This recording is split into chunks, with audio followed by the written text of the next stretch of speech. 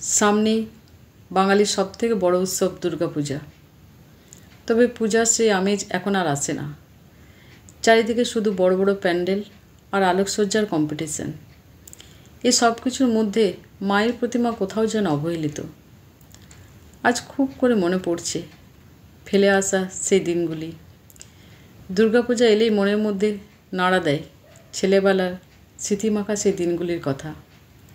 কাশফুলের শাড়ি আর শিউলির গন্ধমাখা বাতাস এসে বলতো, মা আসছেন, তোমরা সেজে ওঠো। প্রতিটি ঘরের দেওয়ালে সস্তার চুনকাম আর চৌকাঠে সিঁদুরের পবিত্র চিহ্ন এক অপূর্ব সৌন্দর্য নিয়ে আসত।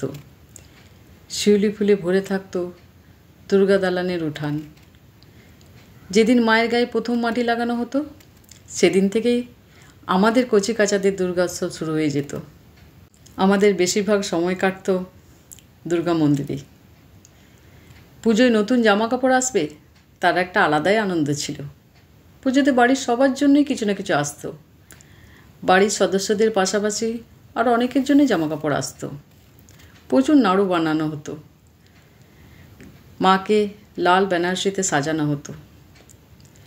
পঞ্চমীর দিন মাকে সাজানো হতো।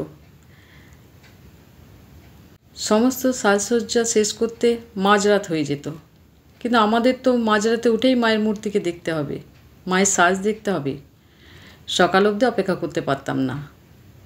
ষষ্ঠীর দিন সন্ধ্যাবেলা থেকে শুরু হয়ে যেত পুজোর ঘনঘটা।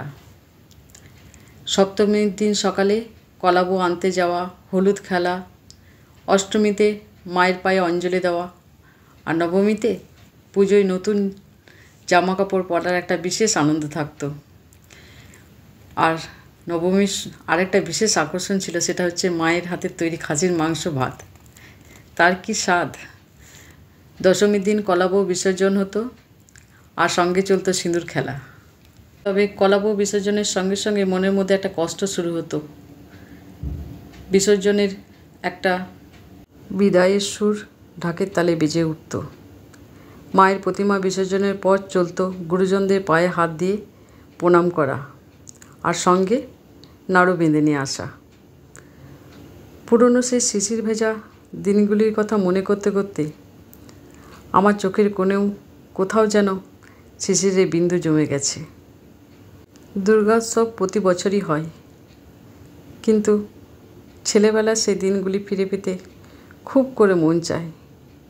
মনে হয় যদি ছেলেবেলার সেই দিনগুলিতে ফিরে যেতে পারতাম কত না ভালো হতো।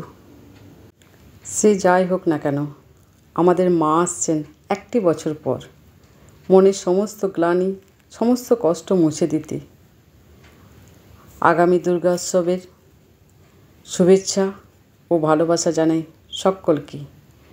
সবাই ভালো থাকুন এবং সামনে যে দুর্গাপুজো আসছে সবাই খুব আনন্দ করুন। সকলকে জানাই আমার আন্তরিক শুভেচ্ছা ও ভালোবাসা।